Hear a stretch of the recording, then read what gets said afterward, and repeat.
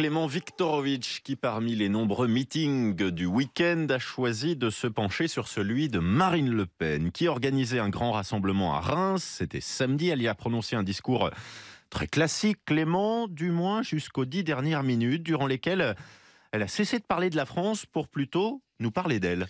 Et oui, c'est vrai, mais est-ce que cela ne revient pas au même finalement? C'est ce que nous allons voir avec cette séquence effectivement étonnante. Marine Le Pen s'avance sur le devant de la scène et, dans une semi-pénombre, s'adresse ainsi aux électrices et aux électeurs. Maintenant, mes amis, je vais prendre quelques minutes pour vous parler de moi. Parce que je crois que l'élection à la présidence de la République, c'est d'abord une rencontre entre le peuple et un homme ou une femme, et en l'occurrence une femme.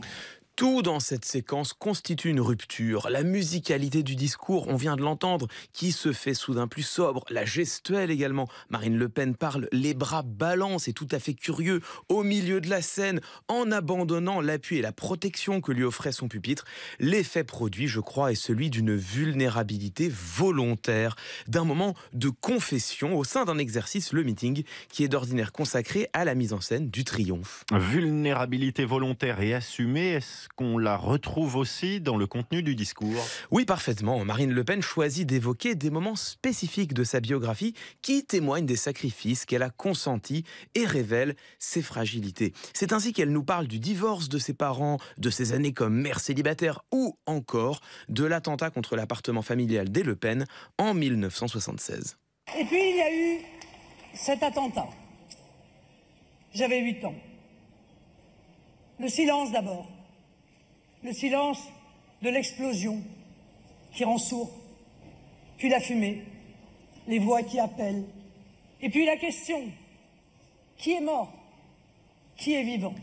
Ce que nous venons d'entendre, c'est ce qu'on appelle en rhétorique une diatypose, c'est-à-dire une description brève qui, en quelques détails, quelques phrases seulement, doit suffire à nous donner l'image mentale d'une scène. Alors c'est un procédé utilisé très classiquement par les avocats dans les tribunaux, et Marine Le Pen le manie avec un talent certain. En une seule question, qui est mort ? Qui est vivant, elle parvient à nous faire prendre conscience de l'horreur de la situation qu'elle nous décrit. Avec l'objectif d'obtenir notre compassion. Oui, c'est cela, et on retrouve ici une stratégie, c'est la confirmation d'une stratégie qu'elle a commencé à déployer il y a une dizaine de jours, assumer explicitement sa fragilité pour faire évoluer son ethos, son image.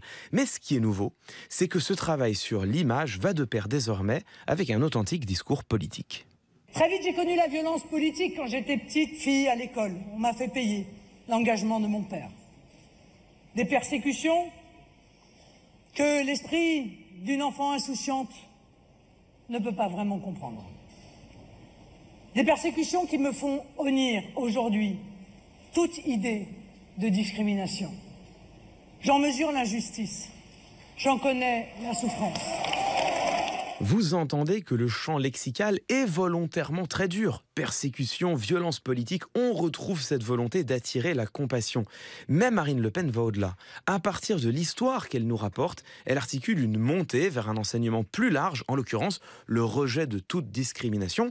C'est un des procédés qui est propre au storytelling, qui consiste à présenter son argumentation sous la forme d'une histoire, éventuellement d'une histoire personnelle. Ce travail sur sa propre image, Clément, est-ce qu'il s'inscrit dans une stratégie plus large?